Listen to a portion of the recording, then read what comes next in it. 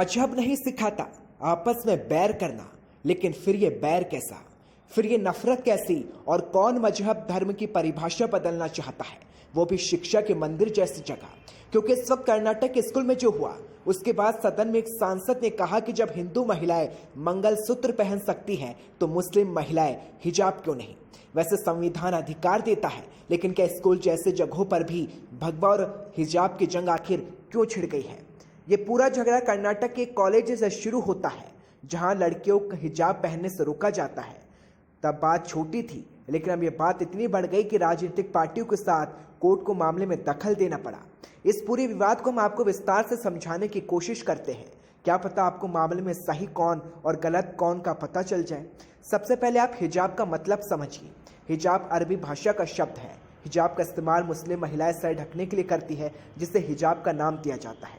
दुनिया भर में मुस्लिम महिलाएं हिजाब पहनती हैं और भारत में भी पहना जाता है, लेकिन हिजाब का झगड़ा स्कूल से शुरू होगा ये शायद किसी ने नहीं सोचा होगा।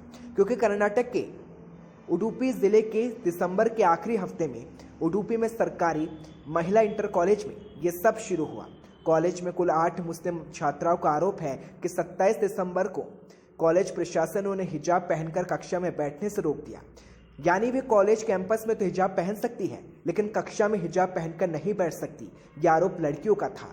फिर 15 जनवरी को इन सभी छात्राओं का सोशल मीडिया पर तस्वीरें वायरल की जाती हैं, जहां कुछ छात्राएं किताब के साथ सीढ़ी पर बैठी दिखाई देती हैं। मामले को जब कुछ स्थानीय मीडिया कवर करता है तो उसके बाद ये मुद्दा बन जाता है, और आपके मन में ये सवाल जरूर होगा कि आखिरी घटना दिसंबर में ही क्यों सामने आई। क्या इससे पहले लड़के हिजाब पहनकर स्कूल या कॉलेज नहीं आ रही थी। मीडिया में छात्राओं के बयान में जो कहा गया, उसमें साफ होता है कि छात्राओं ने दिसंबर से ही हिजाब पहनकर कॉलेज आना शुरू किया था। लड़कियों का ये कहना है कि एडमिशन फॉर्म में ये क्लॉथ था कि कक्षा में हिजाब पहनकर बैठना अलाउड नहीं है, लेकिन उन्होंने अपने सीनियर कुछ कक्षा में हिजाब पहनकर बैठे देखा, जिसके बाद ये सब हुआ। लेकिन कॉलेज के प्रिंसिपल रुद्र गौड़ा, कॉलेज की विकास समिति के उपाध्यक्ष यशपाल स्वर्णा के मीडिया में बताया कि उन्होंने कॉलेज में 150 से ज्यादा मुस्लिम लड़कियां पढ़ती हैं, लेकिन अभी किसी ने ऐसी मांग नहीं उठाई। प्रशासन का दावा है कि लड़कियां कैंपस फ्रंट ऑफ इंडिया से जुड़ी है और इसलिए मामले को भड़का रही है। वहीं मामला जब तूल पकड़ता है तब 2 फरवरी को छात्र भगवा गमछा पहनकर कॉलेज आए और मुद्दा भगवा वर्सेस हिजाब में तब्दील हो गया, क्योंकि मांग उठने लगी कि अगर हिजाब की अनुमति कॉलेज में दी जाती है तो फिर भगवा गमछा या फिर साफी की अनुमति भी दी जाए।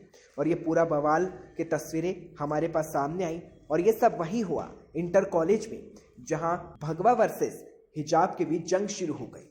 देखा जाए तो कर्नाटक के कई जिलों में हिजाब वर्सेस भगवा की जंग शुरू हो गई है, लेकिन ये जंग राजनीतिक हो चुकी है, क्योंकि इसमें सबसे बड़ी शर्म की बात यह है कि आखिर शिक्षा के मंदिर में शिक्षा दूर कैसे हो गई। जहां बच्चे एकता भाईचारे का संदेश सीखता है, उसी द्वार पर यह लड़ाई छिड़ गई है, जहां अब हमें ये बोलना पड़ रहा है कि मजहब नहीं सिखाता आपस में बैर करना, लेकिन फिर ये बैर कैसा, और फिर ये सब आखिर शिक्षा के मंदिर में ही क्यों शुरू किया गया।